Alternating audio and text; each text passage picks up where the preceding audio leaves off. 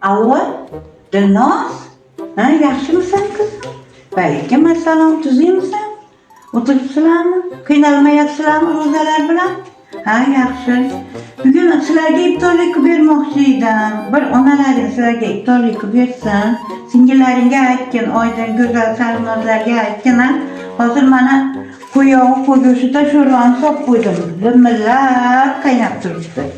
Endi uni oldida albatta pomidor somsa, kuskavoy shashlik bo'ladi, qiymali shashlik bo'ladi.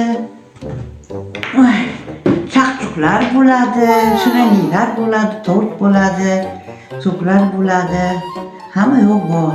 Faqat kech qolmasdan 1-2 soat oldin kelsalaring bo'ldi.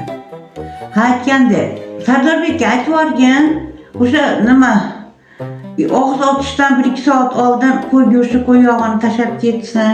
Keyin nimani shashlik bilan pomidor somsani zakaz qilib qo'ysin-a. Qatlama ham qo'shib kelsin. Chiroyli do'mbalaq nonlar bor-ku, men yaxshi ko'radigan jizlari. O'shalardan ham qo'shib kelsin.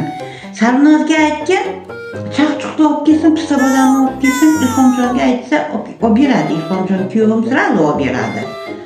Shirinliklar, endi ana shokoladlarni, shirinlik, pechoniylarni Oydinga aytasan. Oydinja yaxshi tanlashni biladi. Biladi qanaqa nimaligini.